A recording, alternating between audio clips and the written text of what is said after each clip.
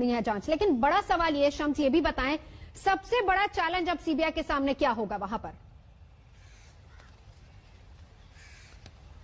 देखिए, सीबीआई के सामने सबसे पहले चैलेंज तो जब केस हाथ में आया उसी दिन शुरू हो गया, वो ये कि लगभग 2 महीने के बाद सीबीआई को इजाजत दी गई। हालांकि आप इतिहास उठा के देखें तो सीबीआई को कभी कोई ताजा केस नहीं मिलता, हमेशा पहले पुलिस इन्वेस्टिगेट करती है, उसके बाद अगर देखा जाता है फिर सीबीआई के पास जाता है। तो सीबीआई एक तरह से आदी है, एक्सपीरियंस है इस मामले में कि उसे पुराने केस मिलते हैं जब तक बहुत सारी चीजें बर्बाद भी हो जाती हैं, नष्ट भी हो जाती हैं, सबूत भी इधर से उधर हो जाते हैं, फिंगरप्रिंट्स तक इधर से उधर हो जाते हैं। तो यहाँ पे भी यही सारी चीजें हैं।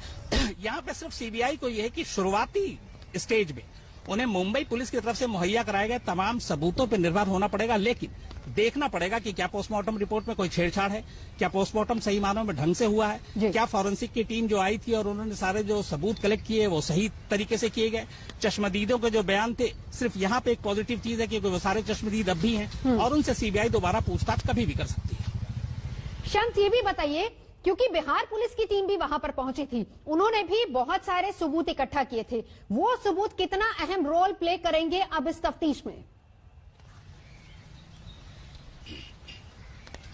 देखिए, बिहार पुलिस ने सिर्फ ज्यादातर बयान दर्ज किए थे और कुछ बैंक में गए थे और बैंक के उन्होंने सारे वहां पे हिसाब किताब लिए थे। क्राइम के हिसाब से अगर देखें तो मुंबई पुलिस ने उस वक्त उनकी कोई इस मामले में मदद ही नहीं की और इसलिए वो कोई जांच नहीं कर पाए, सिर्फ उन्होंने पूछताछ की, बयान दर्ज किए और बैंक जरूर गए थे वो इस पूरे मामले में। हालांकि दूसरी चीज है, ईडी भी जो है वो बैंक के पहलू से मामले की जांच कर रही है, लेकिन सीबीआई जो है वो ईडी की रिपोर्ट पर डिपेंडेंट नहीं है। सीबीआई फाइनेंशियली अपनी जांच करेगी क्योंकि उनके पास फाइनेंशियल एक्सपर्ट्स, बाकायदा ईडी की तरह एक पूरा डिपार्टमेंट है सीबीआई में। तो सीबीआई और ईडी इन दोनों की जांच अलग होगी। अगर ईडी जो अभी पूछताछ कर रही है, इतने लोगों के बयान दर्ज हो चुके हैं, रिया को 2-2 बार बुलाकर पूछा जा चुका है, लेकिन उससे इसका कोई लेना देना नहीं है। सीबीआई अलग से इस फाइनेंशियल ट्रांजैक्शन अगर इलीगल है लीगल है उसकी जांच करेगी। रहिए शम्स, हमारे साथ दिवेश भी लगातार इस पूरे मामले पर नजर बनाए। दिवेश, 3 टीमें अलग अलग, जो कि अलग अलग तरीके से सबूत भी इकट्ठा कर रही है, साक्ष्य भी इकट्ठा कर रही हैं, आगे तफ्तीश लगातार बढ़ती जा रही है, क्या अपडेट आपके पास वहां से?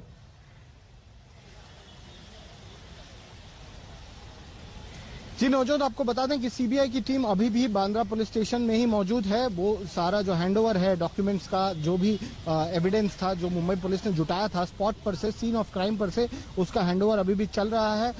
सारा जो प्रोसीजर है उसे उसके तहत हैंडओवर लिया जा रहा है। सीबीआई के अफसर अभी इन्वेस्टिगेटिंग ऑफिसर भूषण बेलनेकर के ऑफिस में मौजूद हैं। मैं अपने कैमरा पर्सन से चाहूंगा कि वो पैन कर दिखाएं कि इस वक्त कहां पर मौजूद है सीबीआई के अफसर। इनके भूषण बेलनेकर जो कि इन्वेस्टिगेटिंग ऑफिसर थे इस पूरे केस के, उनके अलावा एसएचओ जो है बांद्रा पुलिस स्टेशन के निखिल कापसे, वो भी यहाँ पर मौजूद हैं और वो भी सीबीआई अफसरों से बातचीत कर रहे हैं। इसके अलावा नुपुर प्रसाद जो सीबीआई की वरिष्ठ अफसर है जो लीड कर रही हैं इस टीम को, वो अभी भी डीसीपी अभिषेक त्रिमुखे के दफ्तर में मौजूद हैं। अभी भी बातचीत चल रही है, दोनों वरिष्ठ अफसरों की अभी भी बातचीत चल रही है और एक बार ये हैंडओवर पूरा हो जाए उसके बाद सीबीआई सारे डॉक्यूमेंट्स को एनालाइज कर, सारे स्टेटमेंट्स को एनालाइज कर वो अपनी पूछताछ शुरू करेंगे, वो अपने तौर पर इन्वेस्टिगेशन शुरू करेंगे। जैसे कि शम्स बता रहे थे कि क्राइम सीन का रिक्रिएशन जो है वो इतनी जल्दी होना इतनी जल्दी नहीं होगा, बिल्कुल क्योंकि